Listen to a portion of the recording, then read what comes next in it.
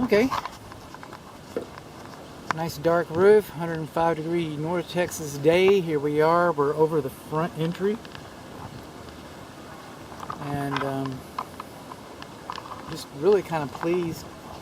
I'll probably find something when I look at the videos at home. But the devil's in the details. And check this out. The underlayment goes over the drip edge, cascades over the drip edge like it should. The drip edge cascades over the rain gutter like it should.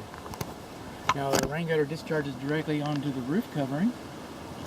Okay, it shouldn't do that. That said, this roof's only going to last about 14 years.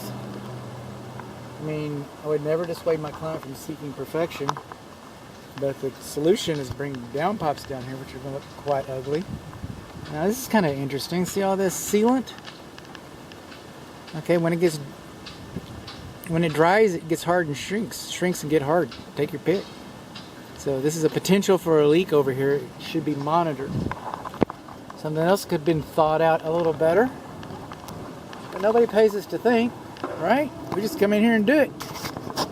Get the brick up, get the roof up, get up, go to work. And but you see we got our counter flashing coming down here, so the water comes down the roof like this. It comes off of the roof like this, hits this roof and splashes back, comes down, and now we're supposed to have weep holes because we've disrupted the drainage plane.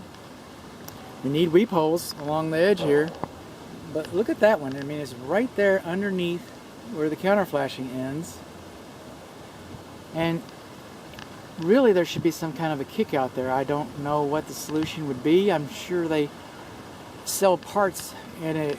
You might have to go someplace exotic like Lowe's or Home Depot. It might be that critical that you'd have to actually go out to get, travel to. But there should be some kind of a kick out there, is what I'm saying, because everything is taking the water to the weep hole.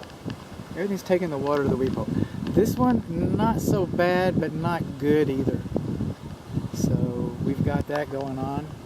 And I keep staring at this thing.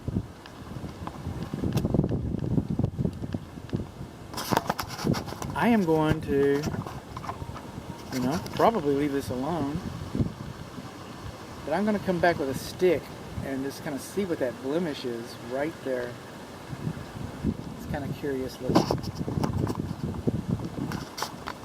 Okay. So I'm going to go and jump ahead now. I'm going to leave the ladder here. I'm going to come back and get a still image of that. I'm going to explore that. I already have still images of that.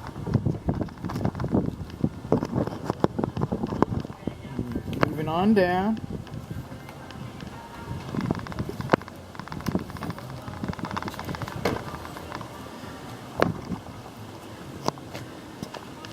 Look at the gaps between the brick. You don't have gaps between the brick here and here, right? So do we need to make gaps over here, or do we need to fill gaps? I think filling might be the answer. Do you think rain can freeze inside of there, and when it freezes it expands, and you think that frozen water can basically push that brick loose? I do. That's what I think. Coming over here on, speaking of loose brick, we don't have any support over here. We got gaps over here. You think frozen water can go in there and this is going to be a sinkhole. And then this is the lawn sprinkler irrigation box. That's the main shutoff valve to the lawn sprinkler system, and these two are your isolation valves for your check valve, your backflow prevention. Now this box should have been as nice and deep. Boy, I appreciate that. I really do. But it should be lined with gravel so that it doesn't collapse on itself and fill up and erode and come up in there. Now over here we have a main shutoff valve. Well, I don't know. We've got an irrigation box. And it's larger than a valve box. I think there's a valve to the main prop. In fact, I think I see it. Man, it's bright out here. And there it is. This box have been excavated like that box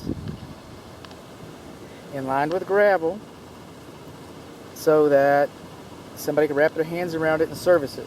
Somebody can find it and turn the water off in case of an emergency.